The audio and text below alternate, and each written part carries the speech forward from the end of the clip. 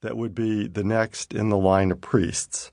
And as we count, I am somewhere 9th or 10th in the line of priests, covering some 14 generations.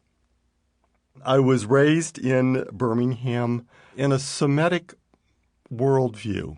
And what I mean by that is that Semite is a word that means all the village people of Lebanon, Jordan, and Israel, Palestine. And we share one common worldview, although horribly separated by faith. As I grew up in the old ways with my grandparents. My maternal grandmother's name, Siti in Arabic. My paternal grandfather's name, Jiddo in Arabic. And I had the great honor, delight of sitting on my Sitto's lap as a young child, not hearing folk tales or fairy tales that others from other traditions may have heard, but for me it was to hear the Gospels chanted in Arabic. And as I sat on her lap and I heard those melodies, I learned that there was something in the gospel texts. There was something underneath the words. There was a rhythm, or what we might call a grace, that touched my heart and held me in awe in my early years. Now, those years of hearing the gospel chanted and receiving them from my Sitto, my grandmother, came together in a new way, a profound way, a true way, when I was 7 years old.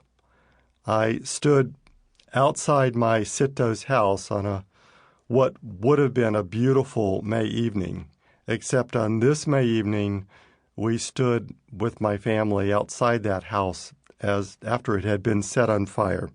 Someone or someones had broken into the house shortly after sunset, and they had done a particular way of burning the house, which in Birmingham, this was a way that racists did it. They left a signature behind.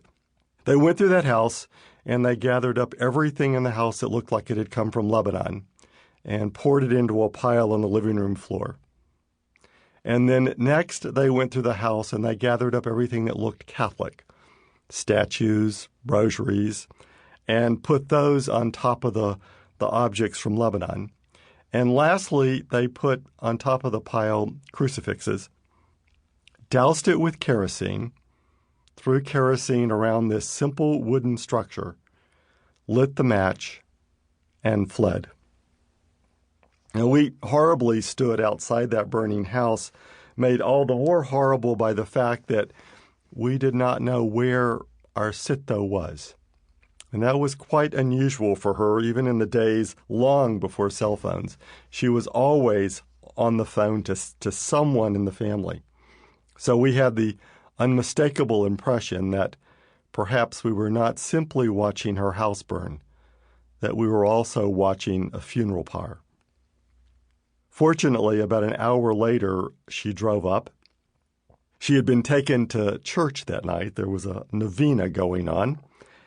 And we joyfully received her presence. But that was not the moment that most touched my heart. It was 5 days later when all of my family was together yet again, as we always were on Sunday dinner, lunch in the South.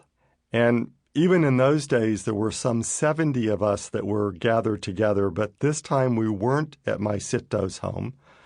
We weren't sitting at a great table with fine china. We were sitting, I believe, in my aunt and uncle's basement on metal folding chairs around plywood tables set on wooden Charlie horses. But as has always been true, my Sitto led us in saying grace.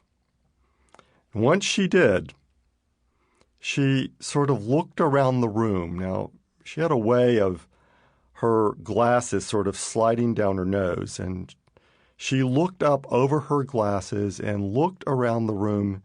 In my memory, she looked at each one of us and held our gaze for a few seconds. Then, after what was a profound silence,